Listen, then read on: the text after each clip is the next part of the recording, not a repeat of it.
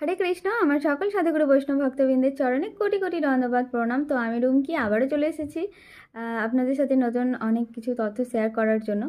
তো আগামীকাল অর্থাৎ 9ই আগস্ট শনিবার দিনটি আমাদের কাছে খুবই শুভ। তো আমি অনেকগুলো বিশেষ দিন রয়েছে এই 9ই আগস্ট, সেটাই আপনাদের সাথে শেয়ার করার জন্য এসেছি। 5ই আগস্ট আমাদের রাধা মাধবের ঝুলন যাত্রা শুরু হয়েছিল, এটা তো আপনারা সকলেই জানেন। তো আগামীকাল অর্থাৎ 9ই আগস্ট সেই ঝুলন যাত্রার সমাপ্ত মানে শেষ দিন। তো আপনারা যারা এখনও পর্যন্ত রাধা মাধবের ঝুলন যাত্রায় রাধা মাধবকে দোল দেননি, তারা অবশ্যই কোনো পাশের মন্দির বা ইস্কনে গিয়ে অবশ্যই ঝুলন যাত্রা মানে রাধা মাধবকে একবার দোল দিয়ে আসবেন, অনেক ফল পাওয়া যায় এতে।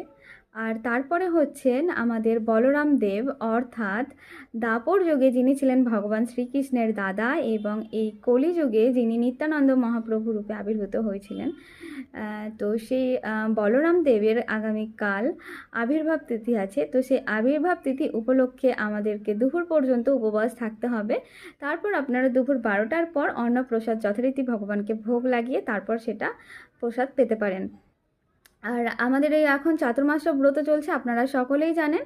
তো চাতুর্মাস্য ব্রতের প্রথম যেই মাস শাক আহার নিষিদ্ধ ছিল সেটা আগামীকাল সমাপ্ত হচ্ছে এবং কাল থেকে শুরু হচ্ছে চাতুর্মাস্য ব্রতের দ্বিতীয় মাস। তো এই আগামীকাল থেকে শুরু হবে 1 মাস দই আহার নিষিদ্ধ। তো আপনারা যেরকমভাবে 1 মাস শাক আহার নিষিদ্ধ ছিল আপনারা পালন করেছেন চাতুর্মাসের প্রথম মাসটা, তো সেইভাবেই দ্বিতীয় মাসটাও আপনারা সুন্দরভাবে পালন করবেন, 1 মাস দই আহার নিষিদ্ধ। তো সব মিলিয়ে কালকের দিনটা খুবই শুভ। তো সকলেই কালকের দিনটা সুন্দরভাবে পালন করুন এবং বেশি বেশি হরে কৃষ্ণ মহামন্ত্র জপ করুন।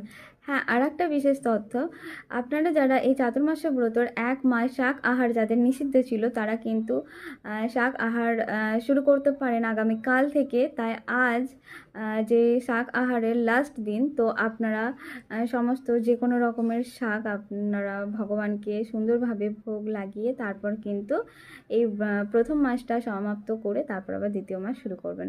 তো আমার ভিডিওগুলো যদি আপনাদেরকে ভালো লেগে থাকে তাহলে অবশ্যই আমার চ্যানেলটাকে সাবস্ক্রাইব করবেন এবং ভালো লাগলে একটা লাইক করবেন। আর সকলে কালকে দিনটা সুন্দরভাবে পালন করুন এবং বেশি বেশি হরে কৃষ্ণ মহামন্ত্র জপ করুন। হরে কৃষ্ণ কৃষ্ণ কৃষ্ণ হরে হরে, হরে রাম রাম রাম হরে হরে। হরে কৃষ্ণ, হরি বল।